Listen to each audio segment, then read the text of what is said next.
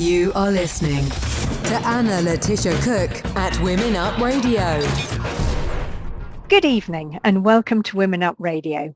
This evening's guest is Patricia Allen. Patricia is a wealth advisor, an authority on financial education and empowerment for women.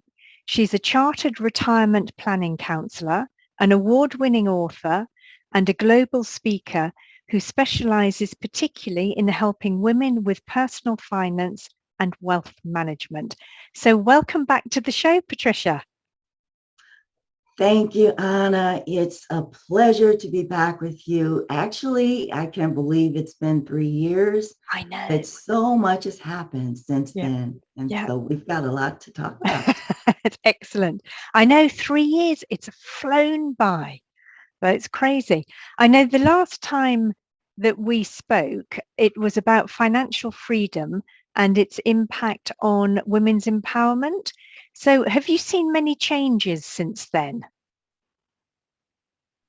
Oh, absolutely. 3 years. Yes. And the pandemic, the need for women to have financial freedom hasn't changed at all. Pre-pandemic has already pointed a gap between men and women. The pandemic and this economic fallout are having a regressive effect on gender equality. It has been calculated that women's jobs are 1.8 times more vulnerable to this crisis than men's jobs. Of course, women are in the occupations where we're taking care of others. Women make up to 39% of the global employment, but account for 54% of the overall job losses. Really? That makes me sad. Yeah. Yes, that makes me sad. And one reason for this greater effect on women is that the virus is significantly increasing the burden of unpaid care. I mean, unpaid care means no money, which is disproportionately carried by women and has been magnetized because women are the caregivers of children as well as the adults, any adults, whether they're family or not, because of the stress, caregiving, and homeschooling has taken its toll, and women are out of the workforce as a result of that. Yeah. And so with the wealth gap, because I know there is a large wealth gap, what can we do about that? And how can we address it? Because it seems to be getting wider and wider. It seems to be getting wider and wider, but let me just start from the beginning. Mm-hmm. It seems to be getting wider and wider, but not necessarily. The wealth gap can be in part because of women's pay gap. So let's talk about the pay gap. The wealth gap and pay gap are two separate things, okay? So let's address that pay gap first. Yeah. In the United States, Equal Pay Day is April 2nd. I don't know what it is in other parts of the world, but April 2nd is the day for us here in the United States. And statistics show us that women get paid 79 to 80 cents for every dollar that men earn. Black and Hispanics, their pay is as low as 54 cents. Really? The wealth gap, that's startling. And so that's the reason why I'm talking about the pay gap first before we move on to the wealth gap. It's incredible. I have no idea on the difference in the UK. I think someone told me recently it's about 90 pence to the pound for women here. So it's about 10 pence lower, but no one's ever told me whether there's a difference between, ethnic minorities, between Asians and blacks and whites and everything like that. I don't even know if they do the statistics on that over here. Huh. It's very interesting, and I don't know if it's a concern there, but it is a main concern here. Yeah. Of course, me being Black, I am very tuned into that. Yep. It's very significant, and we've got to make some changes for Yeah. sure. Yeah. So you asked me about the wealth gap. So the wealth gap on average for women in the United States shows that there's a mere 32 cents of every dollar that men have. Huh. 32 cents That's to the dollar unbelievable. women and men when it comes to wealth. Why? Why? Why? A couple of reasons. Let's talk about how wealth is accumulated. Yeah. It's accumulated in different ways. Mhm. And of course, we've talked about men are from Mars, women are from Venus. We are different. And so we act differently. We think differently. Closing that wealth gap requires more than just putting out more higher salaries and increasing the pay. Yeah. It includes something else. And one of those things that when we talk about increasing wealth or accumulating wealth, it has to do with investing. Yep. We invest less. Yeah. The good news is women are really naturally better investors than men. Are Yeah, you surprised to hear that, Anna? No, I'm not actually, because we have children, so we take care of things, and I think we're just altogether more sensible. You're so spot on. Women are more financially literate, and they're more likely to plan for retirement, to invest in the stock market, and pay attention to fees and borrow at lower costs. Yeah. Yes, that's true. But we do invest less. And because of that big gap there between the amount of money that women invest and men invest, that adds to the reason why there is a significant wealth gap. Women are very generous. We are giving, we're nurturing. And when we get money and we see people that need money, we're likely to be doling out more money, giving away more money, contributing, and spending our time in society, making it better, as opposed to counting the dollars, where men focus on the dollars. And that's another reason why there's a significant wealth gap. We have less, we invest less. And that's the reason why 32 cents to the dollar, that's how it comes out to be. God. So what can we do? How can we improve this for ourselves? As women, what can we do to have less of a wealth gap? Invest more, invest better?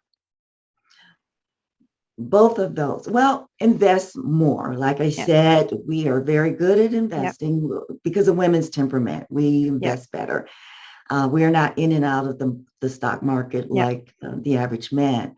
But yes, invest more and be more aware of how we spend and use our money.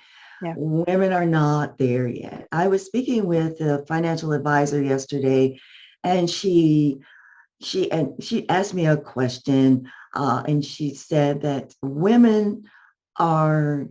she did a survey, and that women and money, she asked what were their values, what was important to them. And she said control was never important. It was never brought up. Well, that's what I'm all about. Control. Women need to be more in control of their finances instead of allowing others to control their finances. And so I think that's the main thing, that women can close that gap. If we're in control of our money, we're more in tune with our money. I think that we can do better, stretch our dollars further. Even though we earn less, we can still do better. Huh, that's interesting. And I know you work a lot with women entrepreneurs, and they're a large part of your clientele.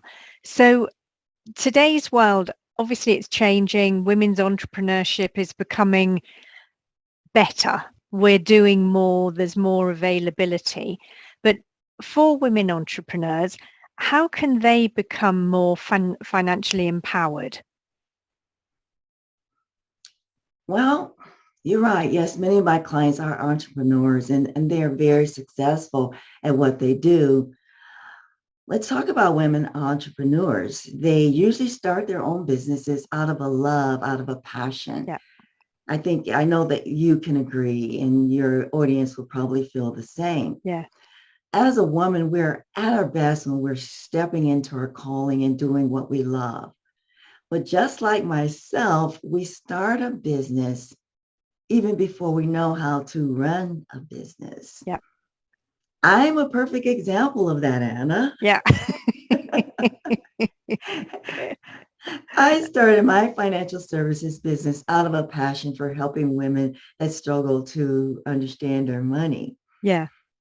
It was hard. It was rough. I Yeah. laugh when I think about when I first got started that my database couldn't fit a half page of an Excel spreadsheet.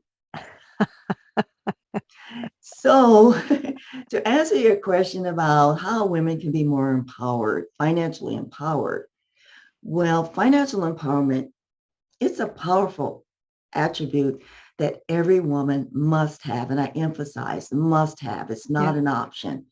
They must have it. And it all starts with confidence. Yeah. And how do we define confidence? It's defined in a few different ways. Mm-hmm. The first is awareness of how money can be a tool for helping you to achieve your goals, Yeah. things that make you happy.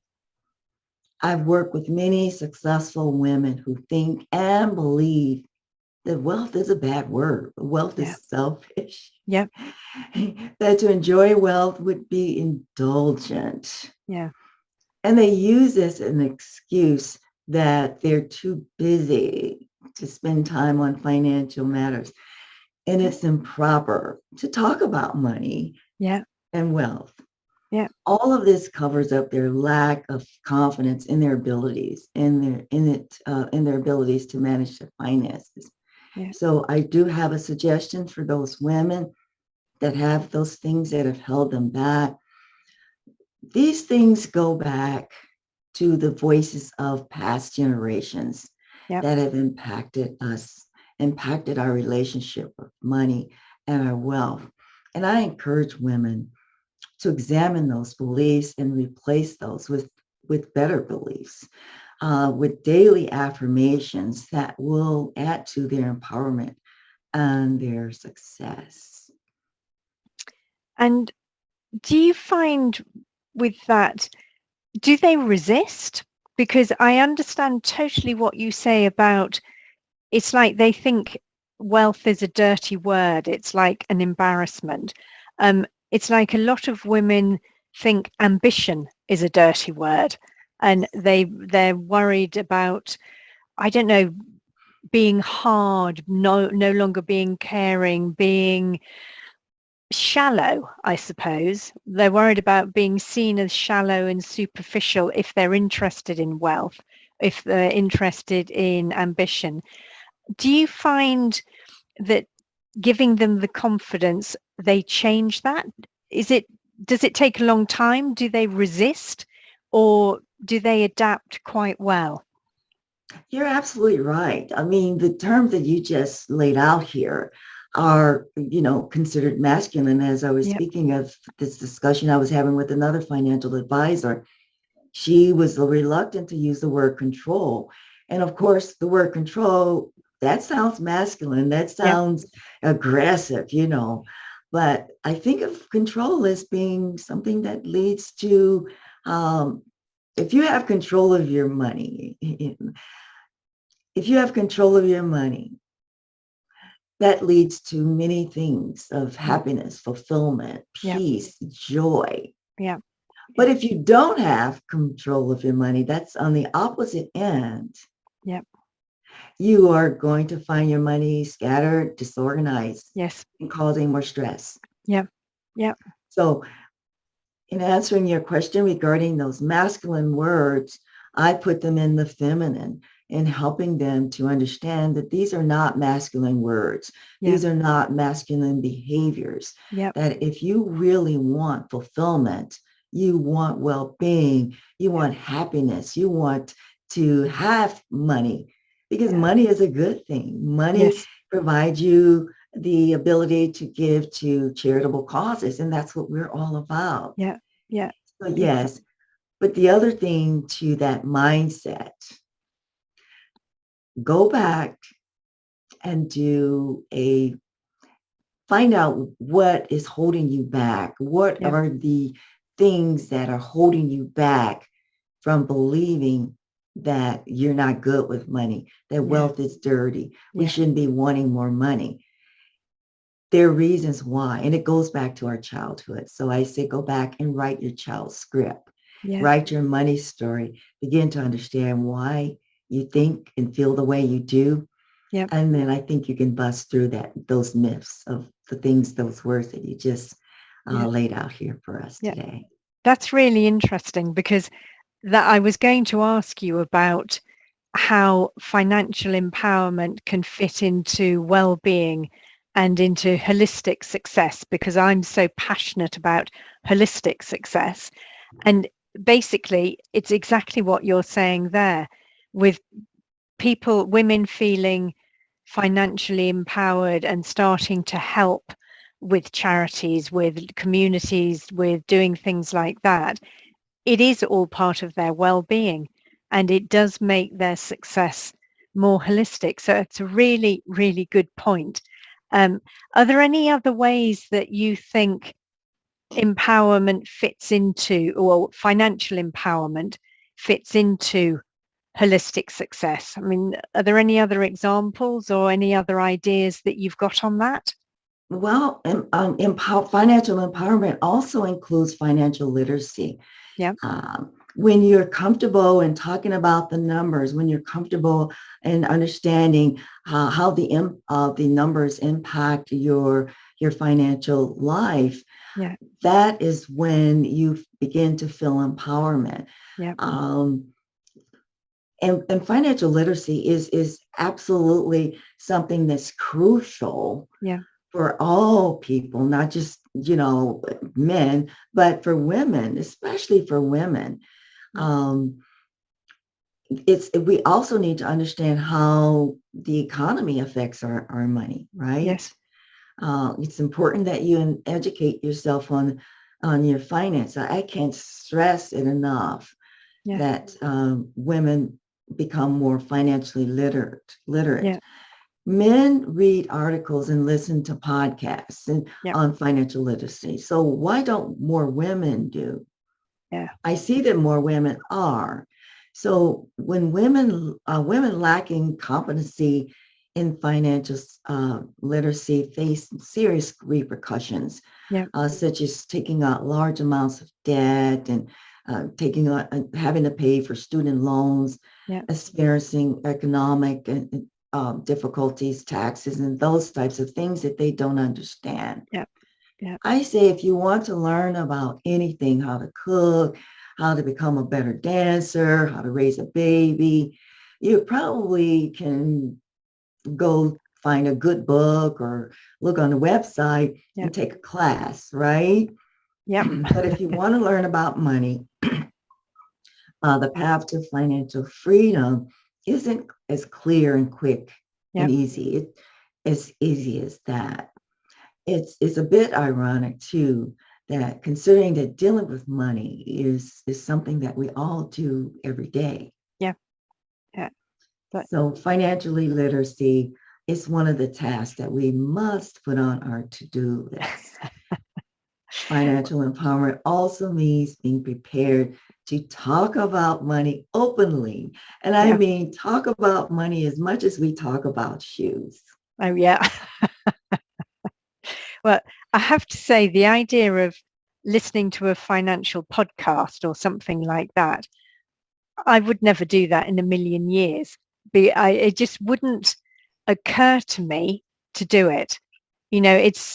I don't know whether it's the way I've been brought up, whether it's just I think about, I don't know, well-being and gardening and walking, or, the things that I'm interested in are the things that I would think of listening.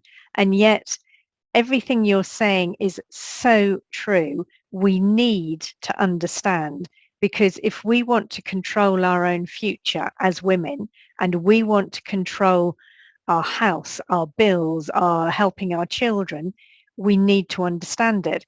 If I want to understand more about yoga, because I do a lot of yoga, I'm going to read a book, or I'm going, all the examples you've given for financial literacy, I would automatically do it for yoga or for something like that that's going to help my health, my physical health.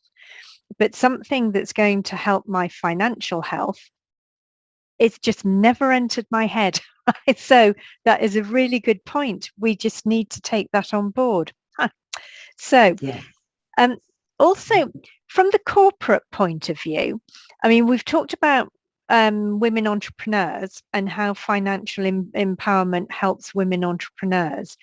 But for women employees, obviously they want to earn money as well. So are there any benefits to corporate when their women employees are financially empowered?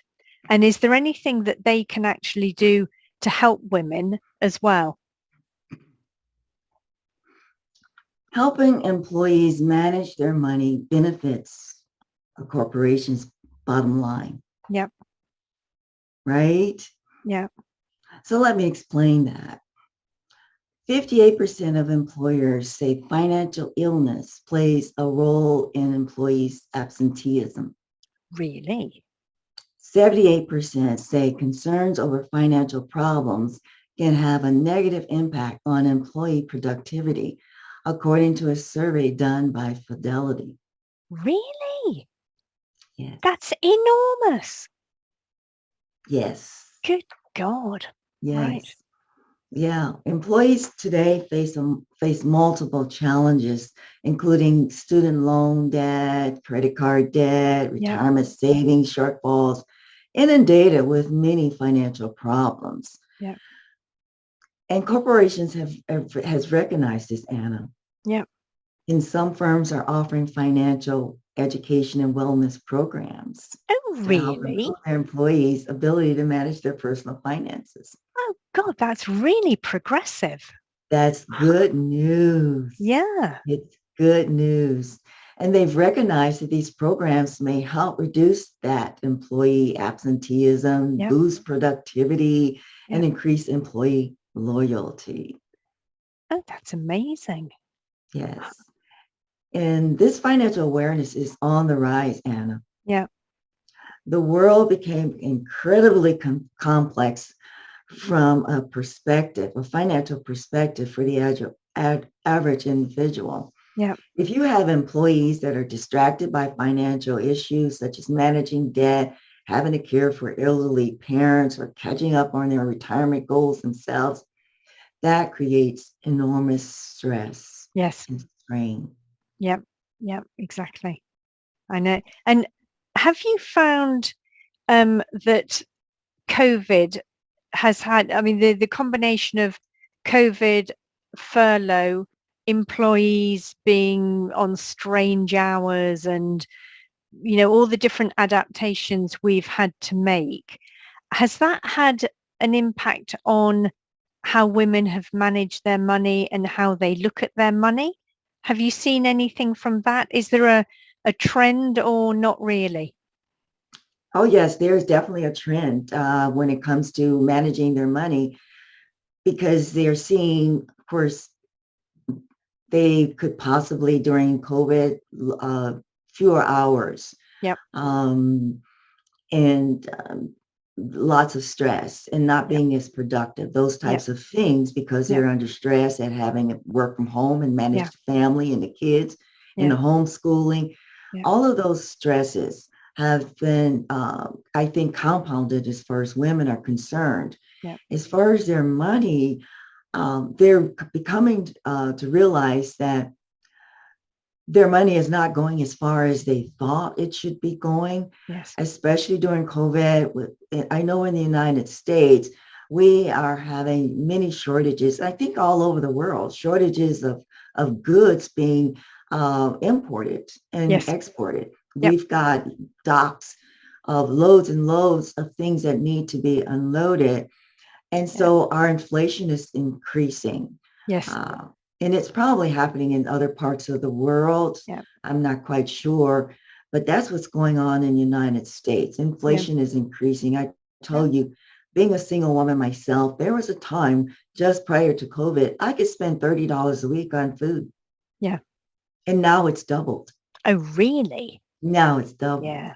Yes. So inflation in gas for our cars. Yes. In California, almost $5, dear. Oh, really? $5. So inflation is hitting us in the pocketbooks. And so that's the reason why women are looking at their money differently, because it's less. Yes. And that's what I'm hearing from women. Yeah. I know over here we've had, and I think in all of Europe, there's problems with logistics because there seems to be a shortage of truck drivers everywhere. I'm not entirely sure why, but anyway. So that means things aren't being delivered to the shops because they haven't got the people. So therefore, there's a lack of things. So people are looking for more. So the prices are going up. And also with energy, the energy prices have gone crazy, for gas and electricity and things like that. So that's having definitely a big impact. But so what do you suggest? What can we actually do to improve our own financial freedom, and to improve women's financial empowerment in general over the future? Any tips? Absolutely. Absolutely. I'm like, where do I start? I know. I know this is only a 30-minute show. Yeah, I know. Okay. Well, I can say whether we're single or married, being financially empowered doesn't mean that you need to separate your money from your spouse or your partners. Regardless of who brings in the income, the key here is that the money is going towards agreed upon goals based on shared values. Yeah. For women to claim their financial power and make a contribution to the family management, they must first change their long-held beliefs and attitudes about gender roles. Yeah. Good They point. must start by doubting the legitimacy of their existing views. Yeah. Financial freedom doesn't begin with when you hit a big money milestone. It starts with what's in your head. Yes. Many women don't believe that they're good with money. Yeah. That they can be financially free. Yeah. So my suggestion is for women to step out of their comfy shoes. Yes. Become your own advocate, whether you're single or married, because you have the power to create your ideal life and be the master of your destiny. Yeah. Yeah. Don't be afraid to ask questions. Seek out help when you need it and realize that it's your life. Yeah. You need to be financially empowered because, as we know, no matter where we live in the world, women tend to live anywhere from 5 to 8 years longer than men. So we're going to be around longer. So we need our money to last longer. For sure. And we need to know how to manage it. Yeah. When the husband is gone. Yeah, exactly. Exactly. So I know I saw with my mother, my father died before my mother, and she had her own money, but she just relied on him to manage everything and panicked completely when in fact she was quite well organized. She used to do a lot of things very well, but she just got in her head, it's the man that manages the money, or it's the husband that brings in the money. And so suddenly she was like, oh my God, what do I do? Total panic. And it's such a shame because we're all capable of doing it if we can just look at it the right way. But I'm the world's worst. I need to listen to all the tips that you've done, and I need to change my thought processes, and really think, yeah, I can do this, because it's essential, isn't it? So have you any final piece of wisdom or key strategy that we need to keep in mind that's going to really help us going forward? Absolutely. I would say that, let's see. Okay, here's a strategy that I believe that most women can implement immediately. Yep. To feel empowered. Yep. Okay. Know your numbers. Know your net worth. Yeah. Perfect. And what are those? One of those numbers is your take-home pay. Yep. Many women, they just tend to look at what they're, the check, but they don't really understand what the actual number is as compared to what their actual salary is, their gross. Yep. And no, they only look at what is coming in after all of the deductions and things like that. So it's important because you need to be intimate with these numbers. It's very important. That number, your take-home pay is one. Your credit scores. Yeah. You need to know how we stand because, of course, we know that our credit scores determine our ability to gain credit. Yep. If we gain credit, it determines the interest rates that we get, the terms that we get. And if you have low credit scores, what does that mean? That means that you're desperate for credit and you're going to pay for it. Yes. Yep. Another number that you need to know is the amount of your savings. Yeah. Your savings should mimic your financial goals. And that includes your short-term and your long-term goals. Yeah.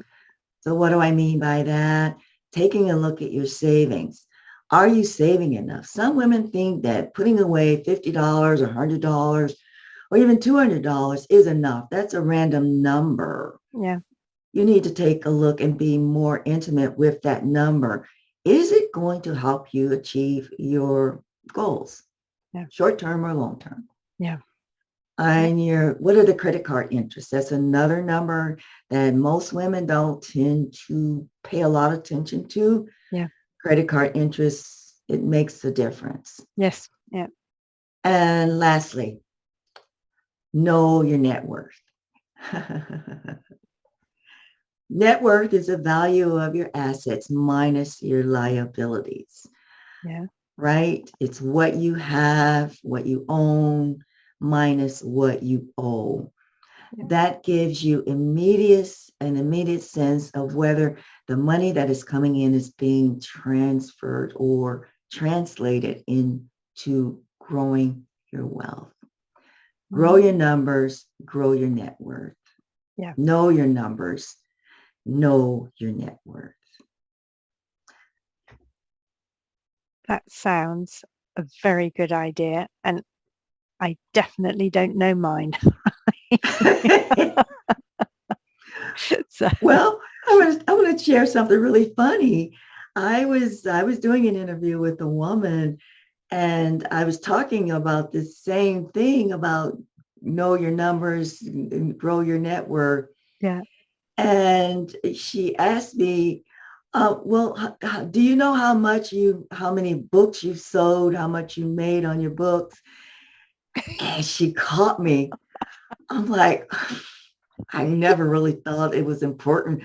I never really cared about the sales for my book. So I was caught red-handed. So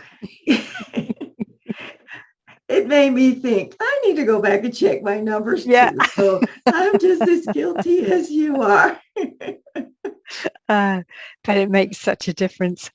Brilliant. So thank you, Patricia. But lastly, I would like to say this: leave women on a positive note. Yeah. The economic might of women is growing. Yeah. Our wealth is growing. it's actually growing faster than men's wealth. Oh, really? Well, that's Yes, good. it is, because the numbers are expected to jump 30%. Yeah. And that's going to increase the gap of how women manage money. Yeah. Yes, women are getting a lot of transfer of wealth from parents and husbands that die, divorce settlements and things like that. So Yeah. women is getting a large amount of money being transferred to them. But as far as I'm concerned, I don't think that we're there yet where women are in a position to be in control of their money. And that's the Yeah. reason why I stand on my soapbox Yes. about this. Yeah. So this work is really personal to me. It's my calling. Yeah. And and I know that being in control of your money, I know from my own journey that feeling in control of my financial life has made me feel more powerful, more independent, and more in control of my life overall. And Yeah. that's what I want for you. Yes. Thank you. That's so important. And it makes such a difference. It's all peace of mind. If you know that, you reduce so much of your stress. So thank you, Patricia. It's been such a pleasure. And thank you for all the wonderful advice. I'm going to listen to this several times and write myself a to-do list because it's such helpful information. Really, thank you for coming back on the show. It's been an absolute pleasure having you back. It has certainly been a pleasure, always with you, Anna. And thank you again for having me. It's this opportunity to stand on my soapbox and talk Yeah. about how important financial empowerment is to women. Yeah. But it's so unusual for women to get the opportunity to listen to something about managing financial wealth, because you just don't find interviews about things like that. Because as you said, the sort of vision that, wealth, no, mustn't talk about it. But I'm sure a lot of people, women in particular, really want to know, but they just don't know where to get the information. So all of your information, all of your interviews really helps them go in the right direction and find out the things that they need to know and they want to know. So it's not a soapbox. It's giving a real service to help people understand better. So again, thank you so much. And thank you again. Okay. Everybody, you've been listening to Patricia Allen. We're on Women Up Radio, and I hope you will tune in again next week. Bye, everybody.